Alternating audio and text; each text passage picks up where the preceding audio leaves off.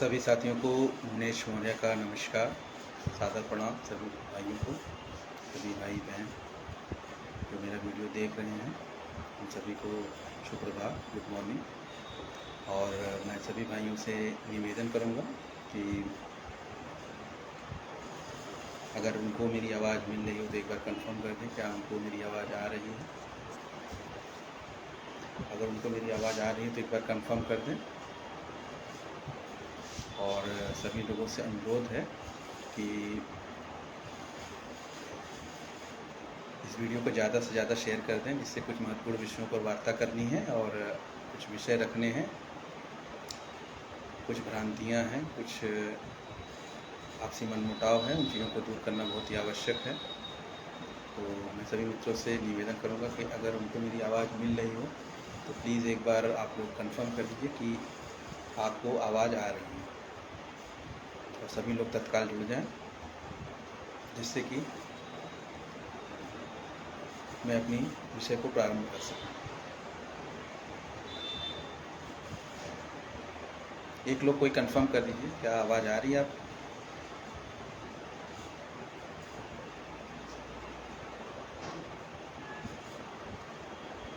सभी मित्रों से निवेदन है कि एक बार लिंक को, वीडियो को शेयर कर दीजिए, लाइव सेशन को, जिससे कि अन्य ग्रुपों में भी ये सेशन पहुंच जाए और अन्य लोग भी जुड़ सकें।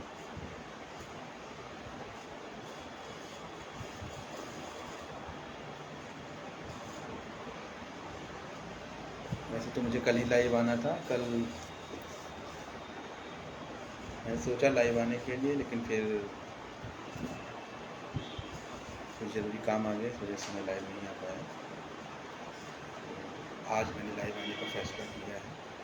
पिछले करीब 10-15 दिन पहले मैं लाइव आया था, कई विषयों पर आपसे वार्ता हुई थी, तो आज कुछ अन्य विषय भी हैं, इन विषयों को लेकर मैं आज यहाँ लाइव आया हूँ।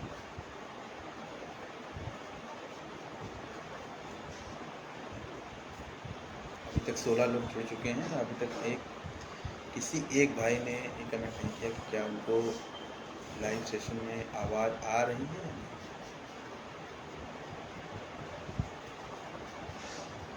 जो भी मित्र देख रहे हैं, कोई एक व्यक्ति आवाज़ कम आ रही है।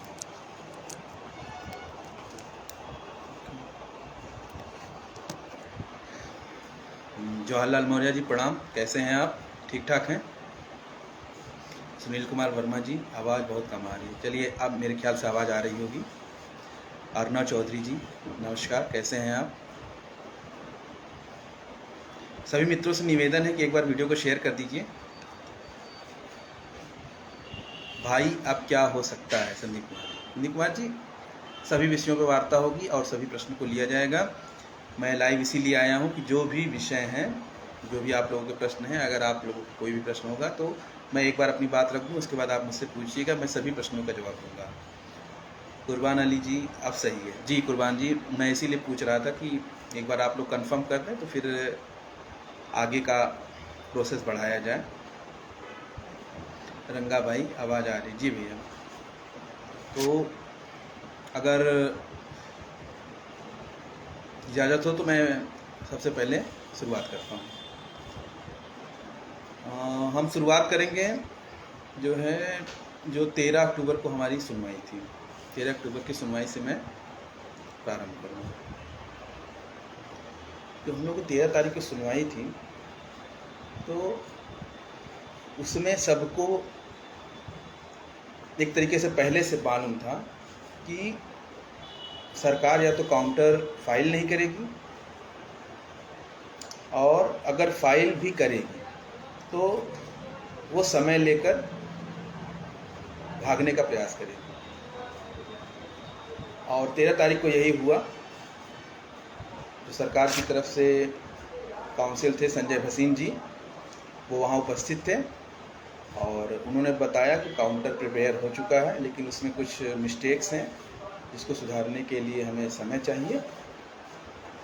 और उसके बाद कोर्ट उनसे एग्री हो गई कि ठीक है, आप इसको जो है सही करके 17 तारीख तक काउंटर और रिमाइंडर सब कुछ फाइल करवा के ओके कर दीजिए। 19 से हम इस चीज़ की हियरिंग करेंगे। और फिर वही 6800 की तरफ से वार्ता शुरू हुई कि सर ये 6800 लोग हैं, इनका पहली चयन सूची में ही सिलेक्शन हो जाना चाहिए था, ये लोग विद्यालयों में होने चाहिए, ये 2 साल से भटक रहे हैं। जो लगभग हर सुनवाइयों में इनका जो एक टेप रिकॉर्ड है वो बजता रहता है। तो वो टेप रिकॉर्डर इन्होंने ऑन कर दिया 6800। लेकिन अब की बार एक अच्छी चीज़ ये रही कि अब इन्होंने सुपर न्यूमेरिक का जो भूत था इनका, जो सुपर न्यूमेरिक का भूत इनके ऊपर चढ़ा हुआ था कि सरकार हमें सुपर न्यूमेरिक पदों को क्रिएट करके हमें नियुक्ति दे देगी, वो इस सुनवाई में सुपर न्यूमेरिक का भूत इनका उतर गया। वो इसलिए उतर गया कि जब supreme court super numeric post को क्रिएट करने की इजाज़त नहीं दे रहा है। और आपको एक चीज़ बता दूँ, भारती पटेल कहती है कि एक्सेस 69,000 से ज़्यादा नहीं हो सकता। उसके बाद राहुल कुमार जी जो डबल बेंच में गए थे वो कहता है कि 69 से एक्सेस नहीं हो सकता। उसके अलावा 22,000 पदों को बढ़ाने के लिए जब शिवम पांडे की याचिका सुप्रीम कोर्ट में गई थी तो वहाँ पर सुप्रीम कोर्ट का ऑर्डर आया था कि जितने पदों पर रिक्रूटमेंट प्रोसेस प्रारंभ किया गया था 69,000, उससे एक भी पद बढ़ाएंगे नहीं सकते। तो एक चीज़ तो आप लोग क्लियर कर लीजिए कि अब 69,000 एक पद नहीं हो सकते, ना सिंगल से, ना डबल से, और ना ही सुप्रीम कोर्ट से। तो कहने का मतलब 69,000 पद से अतिरिक्त एक पद भी बढ़ना संभव नहीं, क्योंकि जैसे ही एक पद बढ़ेगा वैसे ही बहुत सारी कंट्रोवर्सी उसमें स्टार्ट हो जाएगी। तो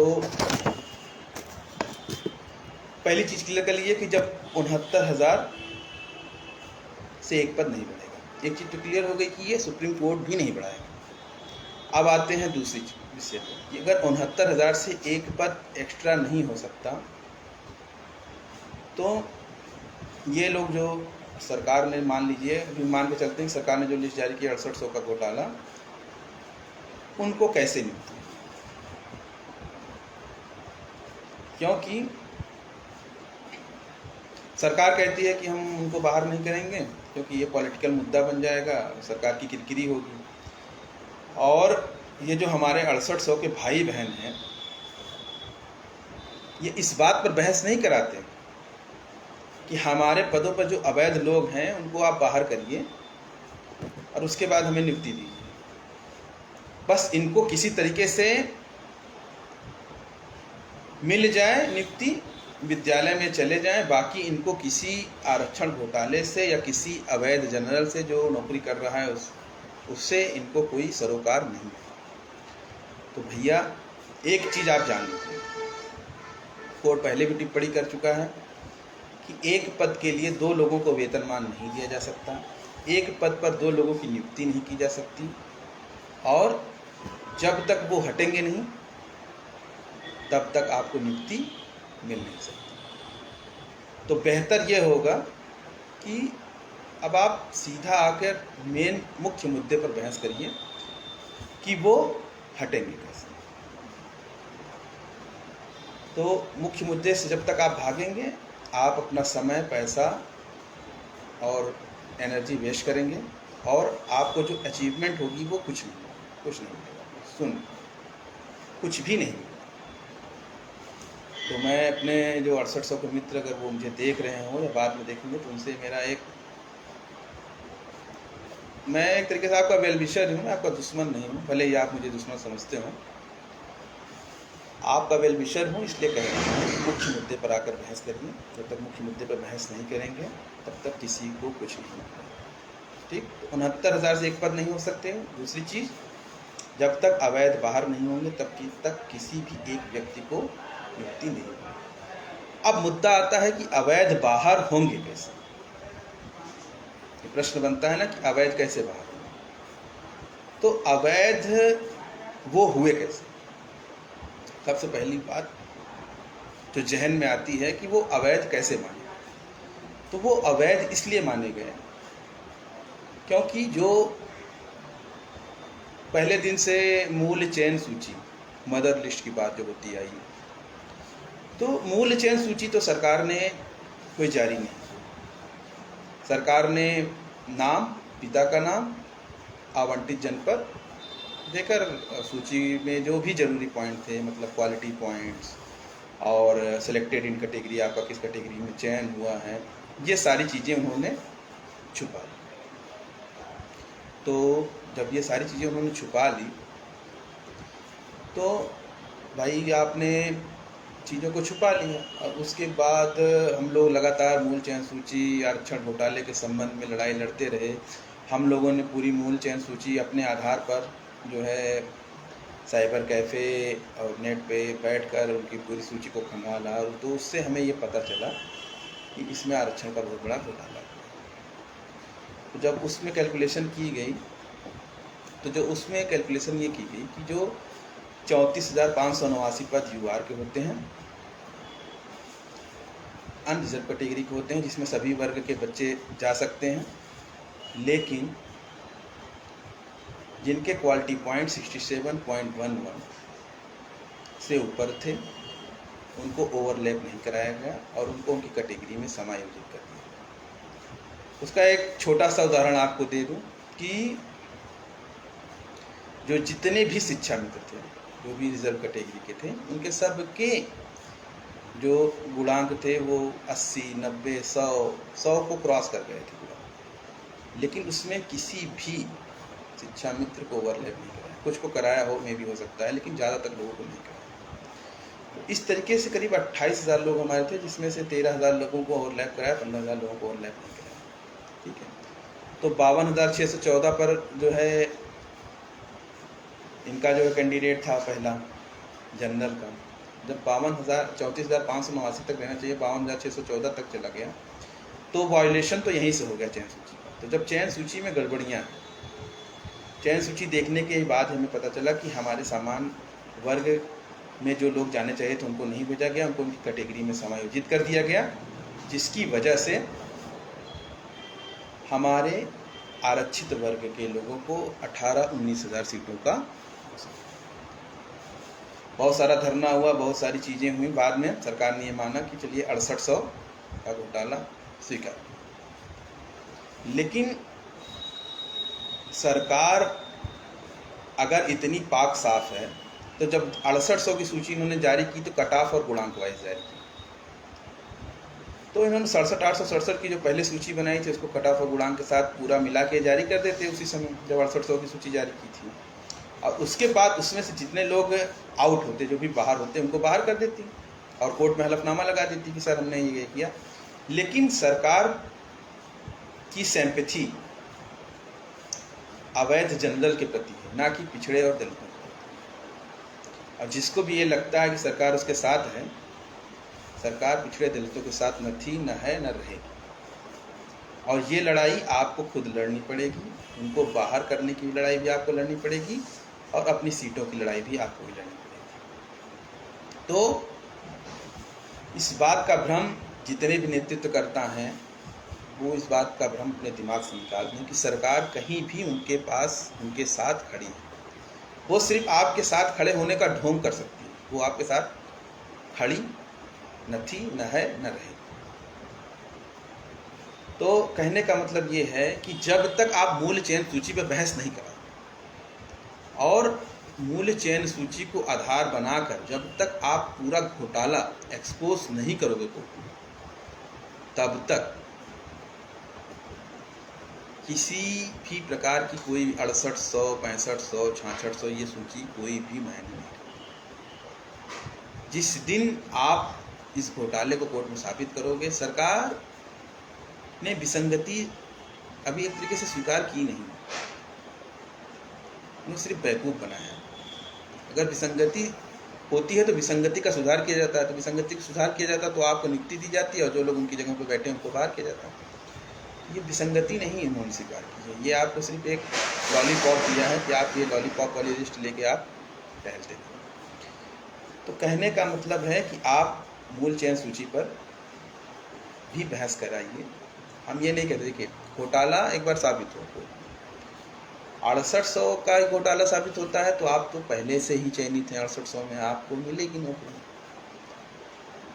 उससे ज़्यादा का घोटाला होगा तो वो भी उसके बाद ही नौकरी मिलेगी।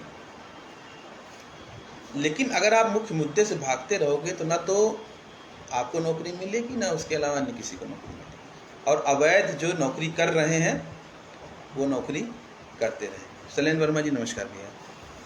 तो हमारे कहने का मतलब है कि मूल्य चयन सूची ही इस समस्त विवाद की, जो फसाद की जो जड़ है, वो जड़ है। और जड़ पर जब तक आप वार नहीं करेंगे तब तक ये आरक्षण घोटाले रूपी जो वृक्ष तैयार हुआ है ये धराशायी नहीं हो सकता। तो कहने का मतलब ये है कि मूल्य चयन सूची पर आप लोग जो है बहस करवाइए। आप ही नहीं, हम लोग भी करवाएंगे। और हमारे वकीलों ने इसकी शुरुआत पहले भी की थी, आज भी की थी, अब आगे भी करेंगे। जब 19 तारीख से जब फाइनल सुनवाई होगी तो आपको देखने के लिए आएगा। सीधी सी बात है कि जब पहला पॉइंट तो यही बनता है कि जब आपने 3 सूचियाँ जारी की, उसमें आपने कट ऑफ का जिक्र नहीं किया, तो चौथी 6800 सूची में आपने कट ऑफ का जिक्र क्यों?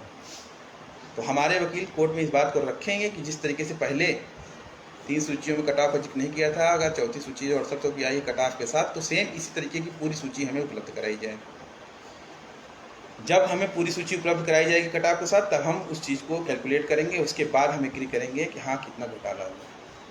और सरकार अगर कहती है 6800 घोटाला हुआ है तो हम कैसे मान लें 6800? सरकार तो ये भी कहती थी कि एक भी सीट का घोटाला नहीं हुआ है, और उसका जो है हलफनामा उन्होंने कोर्ट में लगाया हुआ है कि सारे नियम कानून का हमने पालन किया है, एक भी सीट का घोटाला नहीं। तो जहाँ एक भी सीट का घोटाला नहीं था तो ये 6800 का घोटाला कहाँ से? भैया विकास गुप्ता जी, इलाहाबाद में केस का कुछ नहीं हो रहा है। इलाहाबाद में केस का इसलिए कुछ नहीं हो पा रहा है भैया क्योंकि वहाँ 200-250 लोग टोटल लोग हैं। जब यहाँ 10,000 लोग मिलकर जो है लड़ाई को नहीं लड़ पा रहे हैं, तो वहाँ 200 लोगों के पास इतने सक्षम लोग नहीं है कि वो लड़ाई लड़ पाएँ। उसी 200 लोगों में से अन्य लोगों का 6800 में चयन हो गया है। तो जो लड़ाई आगे चल रही है उसी को हम लोग भी फॉलो कर रहे हैं, और जो भी निर्णय वहाँ पे आएगा उसी के याचिका के अधीन हम लोग भी उस ऑर्डर को जो है वहाँ पे फॉलो करवा लेंगे। उसके लिए आप परेशान मत, ठीक है?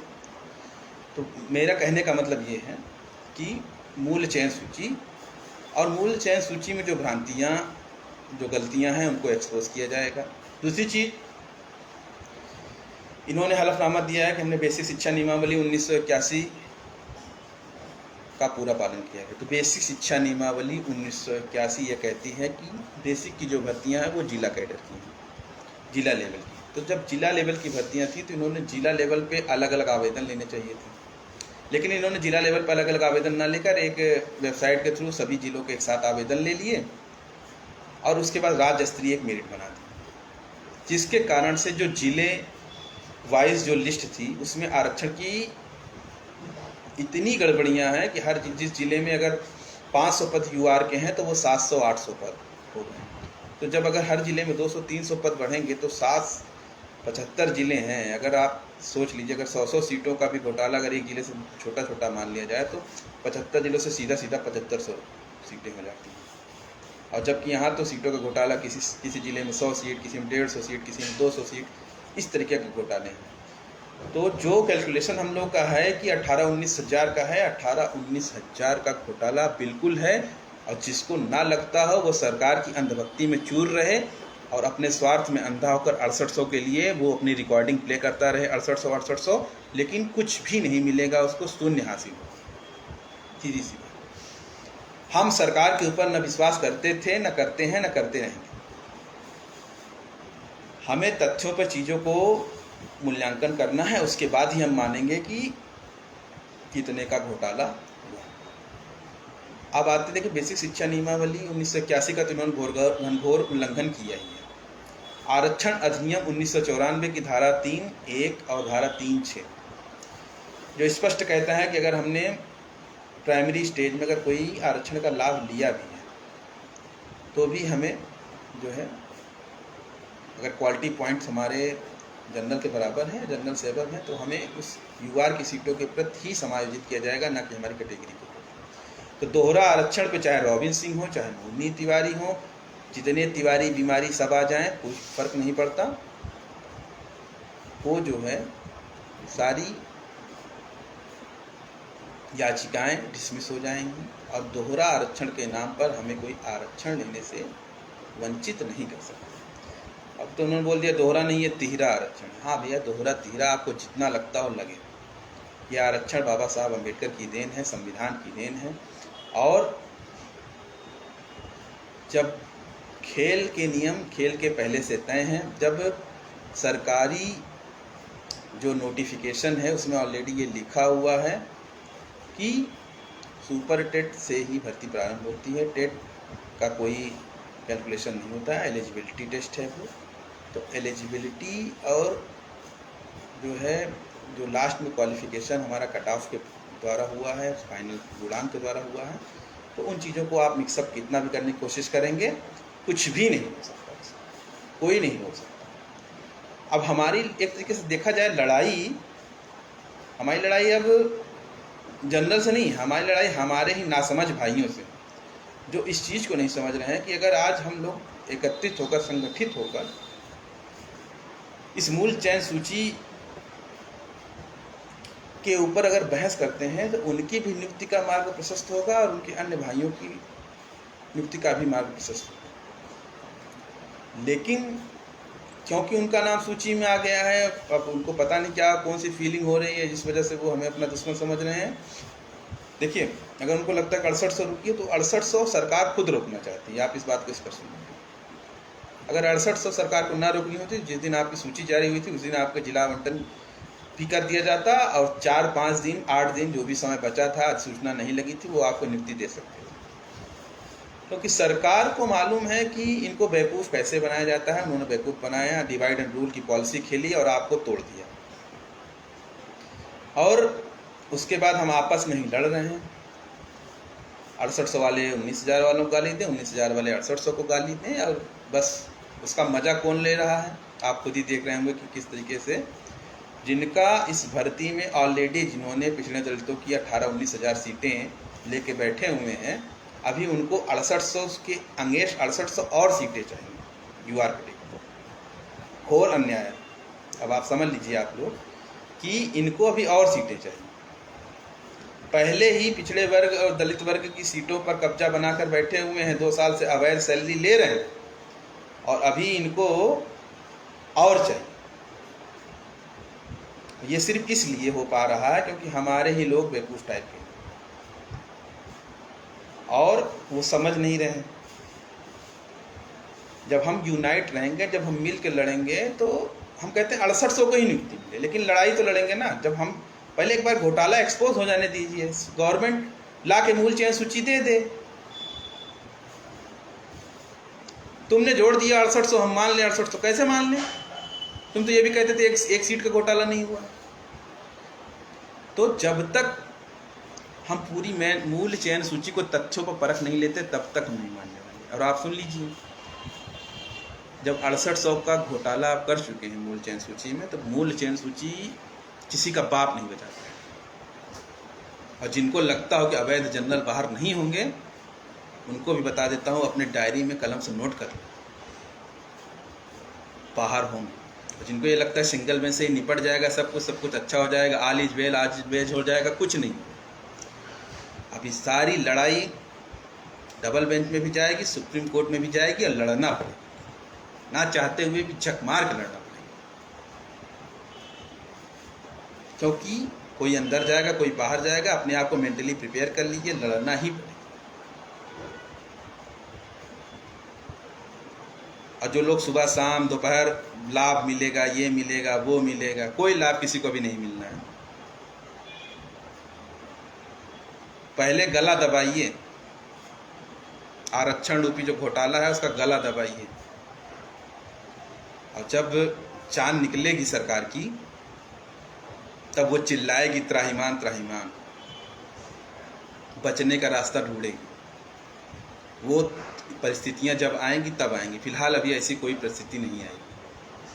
अभी तो जनरल आराम से नौकरी कर रहा है, अभी दीपावली का फंड बोनस ले रहा है, और आप जो है सुबह शाम दोपहर चंदा दे दो, चंदा दे दो, इतना कम है, उतना कम है, फुल पेट करना है, ये पेट करना है, ये हो रहा है ना रोज। तो भैया सीधी सी बात है, वो मजे मार रहे हैं, रो तुम रहे हो, और रो रहे हो तुम अपने कर्मों की वजह से।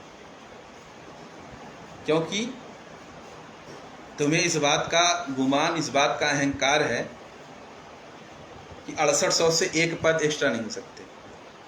अरे बेवकूफ़, अगर 6800 से एक पद बढ़ जाएगा तो तुम्हारे पाप का क्या जाएगा?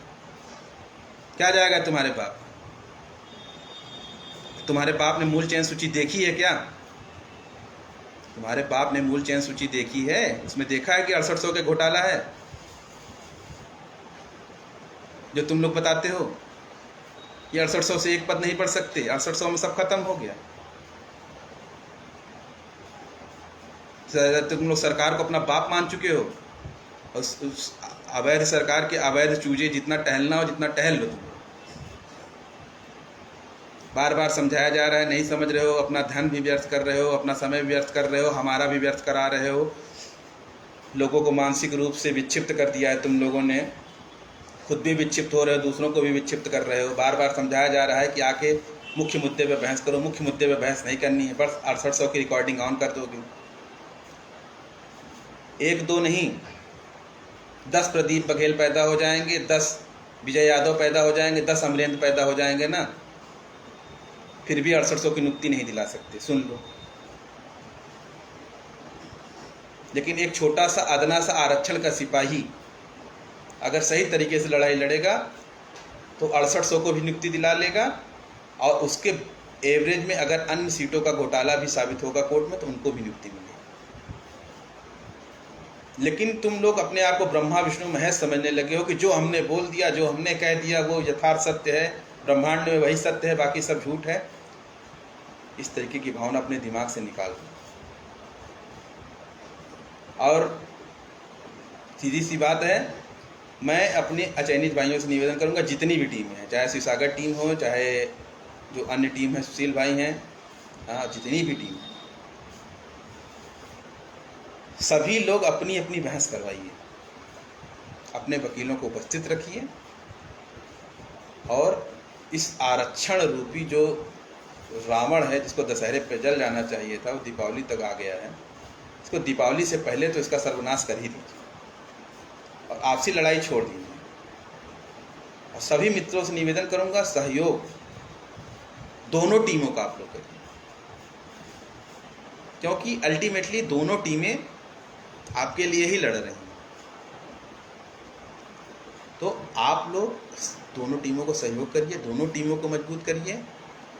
निरंकुशता कहीं भी नहीं आनी चाहिए। जब निरंकुशता आएगी तभी आएगी जब बैलेंस नहीं। बैलेंस बनाना बहुत जरूरी है। जैसे देख लीजिए अभी 6800 वालों में देख लीजिए, ओम प्रकाश राजभर के नाम पे, बाहर के नाम पे कितना पैसा लूट लिया, फिर उसके बाद मुख्यमंत्री पे टेबल पे कुर्सी पे क्या पड़ी थी, फाइल पड़ी थी, उसके नाम पे लूट लिया। उसके बाद उपेंद्र नाथ मिश्रा के नाम पे, फुलपेट के नाम पे लूट लिया। हाँ, हर तरीके से लूट मचा के 50, 60, 70 हज़ार लाख रुपए लूट लिए, और उसके बाद अब कह रहे हैं ना हमें कोई सहयोग चाहिए, ना हम कुछ करेंगे, हम सिर्फ अपनी नौकरी के लिए लड़ेंगे। अरे जब अपनी नौकरी के लिए लड़ना था तो क्यों नेतृत्व करने चले आए? नेतृत्व करने आए थे तो क्या सोच के आए थे कि पैसा लूट के किनारे हो जाओगे, उसके बाद उनको अधर में छोड़ दोगे। पहले एक टीम आई, वो लूट के गई तो तुम आए, उसके बाद तुम लूट के गए तो फिर दूसरी टीम आई। अरे भैया कब तक लूटोगे यार? लूट खसोट बंद करो। अब ये निर्णायक घड़ी आ गई। अगर जरा सा भी सर में बची हो तो 19 तारीख को मूल चयन सूची, आरक्षण अधिनियम 1994, 1981 बेसिक शिक्षा नियमावली पे बहस करो, और 6800 का गाना अब मत गाना, क्योंकि तुम 6800 जो कहते हो ना, तुम 69,000 के पार्ट हो, तो जितना भी घोटाला हुआ वो सब 69,000 के पार्ट है, सिर्फ तुम ही नहीं। अब पहले इस बात को घोटाला कोर्ट में साबित होने दो कितने का घोटाला है, तब तुमको पता चलेगा तुम कहाँ के पार्ट हो। और तुम 69,000 के पार्ट तभी बनोगे जब वहाँ जो पहले से तशरीफ़ लेके बैठे हुए हैं भाईजान लोग, जब उनको वहाँ से उठाया जाए, और तुम उनके गोद में बैठने का प्रयास करोगे, जिंदगी में नहीं बैठ पाओगे। इस बात को समझ लीजिए भाई। देखो, किसी के बारे में आप लोग गलत कमेंट मत करिए, निर्णायक घड़ी है। आप लोग जो उचित समझे अपना करिए। कालिया, टोपा, चूहा बली, बाहुबली, इन सब से ना हमें आरक्षण का जो हमारा मोटिव है, जो हमारा उद्देश्य है, उससे सॉल्व नहीं होने जा रहा है। ये सब चीज़ें एंटरटेनमेंट बहुत 2 साल आप लोगों ने कर लिया, कालिया टोपा और चूहा और कुत्ता बलि करके। इन चीज़ों को आप भूल जाइए, मुख्य मुद्दे पर फोकस करिए। इंटरटेनमेंट करने से ज़िंदगी नहीं चलेगी। इंटरटेनमेंट बहुत कर लिया, 2 साल टाइम पास करना कर लिया, लेकिन अब निर्णायक घड़ी आ गई है। सभी लोग संजीदा हो जाइए और सभी लोग जो है टीमों को मजबूत करिए। आपसी टांग खिंचाई बंद कर दीजिए, मैं दोनों टीमों से निवेदन करूंगा। और ज्योति सिक्का जी ने जो उस दिन 13 तारीख अक्टूबर को जो ज्योति सिक्का जी ने जो अमेंडमेंट विजय यादव ने जो जनवरी में फाइल किया था 31 जनवरी 2022 को सूची आने के बाद, वो बहुत ही अच्छा मुद्दा ज्योति सिक्का जी ने उस दिन उठाया। और जब 6800 के जो नेतृत्व करता है विजय यादव जी, जब उन्होंने खुद पूरा विवरण के साथ कोर्ट में प्रस्तुत किया है कि हमें 6800 नहीं चाहिए, 6800 में हमारा घोटाला पूरा नहीं होता, इसलिए इसको पेश कर दिया जाए। हमारी मांगे 19,000 सीटों की हैं। और ये मांग नीलकमल मिश्रा जी के द्वारा रखी गई थी, जो उपेंद्र नाथ मिश्रा जी के जूनियर हैं। और इसके पहले भी उपेंद्र नाथ मिश्रा के बहुत सारे ऑर्डर राजेश चौहान जी की बेंच में, राजन राय जी की बेंच में ऑलरेडी कोटेशन में लिखे हुए हैं। वहाँ पे कंटेंशन रिकॉर्ड है कि 3.86, 16.6 और उसके बाद 27,000 ओवरलैपिंग का मुद्दा। सारी चीज़ें आप क्या क्या विड्रॉ करा लोगे, क्या क्या ले लोगे वापस, कुछ नहीं कर पाओगे आप। और जो सच्चाई है उसको आप छुपा भी नहीं पाओगे, दबा भी नहीं पाओगे। लड़ाई लड़ी जा रही, लड़ाई लड़ी जाएगी। और जब 13,156 में आरक्षण पीड़ितों की विजय होगी तो तुम्हारी भी विजय होगी, अन्यथा सबको मिलेगा बाबा जी का टुल्लू। सुन, किसी को कुछ नहीं होगा।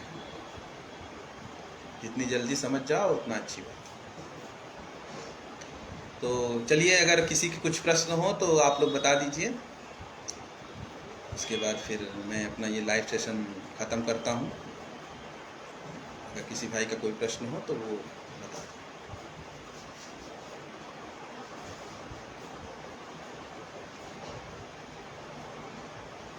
भैया 2011 की भर्ती वाला सबको परेशान किया है टोपा।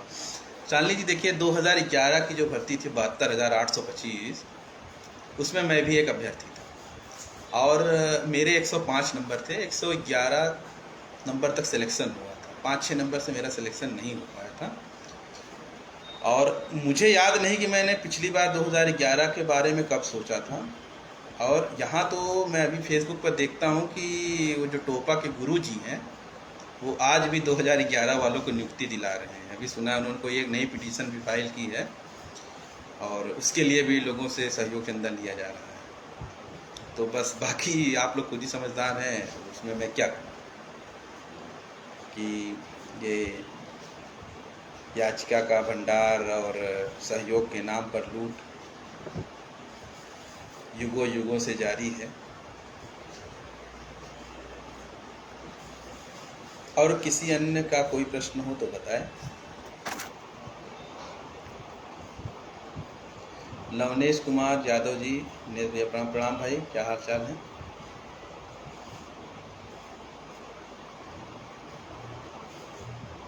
शैलेंद्र वर्मा जी ने लिखा है 68 तो सिर्फ 100 बनकर रह जाएगा, 10 महीने से दौड़ रहे हैं, कुछ नहीं कर पाए, न कर पाएंगे, घोटाला 19,000 रुपया और सीटें भी 19,000। बिल्कुल, जो हमारी लड़ाई उस दिन थी वो आज भी थी। और जिनको ये लगता है कि सरकार ने 69.07 की जो कट ऑफ थी वो जो है नई कट ऑफ घोषित कर दी, तो भैया ये नया पुराना जैसा कुछ नहीं होता। किसी भर्ती में कट ऑफ एक ही होती है, कट ऑफ को बदला नहीं जा सकता। और जिस दिन कट ऑफ बदलेगी उस दिन पूरी चयन सूची भी बदल जाती है। तो आप ठीक है, आप एग्री कर रहे हो, आप कोर्ट में आओ, हमारे 13,156 पे हलफनामा दे दो, तो कट ऑफ भी चेंज कर देते हैं। उसके बाद आप पूरी सूची भी चेंज हो जाएगी। उसके बाद देखते हैं कौन अंदर होता है कौन बाहर। कितनी सीटें मिल सकती हैं भैया, एक बार कैलकुलेशन हो जाने दीजिए। फिर भी एक आंकड़ा है, लगभग 13,000 सीटें और मिलेंगी। हमारी लड़ाई 27 और 21% की थी, है और रहेगी। 27-21% जितने में पूरा हो जाता है उतनी सीटें हमें मिलनी चाहिए। बस एक बार कोर्ट में वो साबित करें कि हाँ 27-21 इतने में पूरा होता है और उससे हमें संतुष्ट करें। और बाकी हमारी किसी चीज़ की लड़ाई है। सेम बातें हर बार रिपीट कर चुके भाई, आगे क्या होगा। आकाश कुमार जी, आप 6800 में चयनित है। मस्त रहिए, स्वस्थ रहिए। आपको बहुत जल्दी नियुक्ति मिलेगी। दिवाली पे आपके घर पे जो है दिए जलेंगे बढ़िया, कोई दिक्कत नहीं है।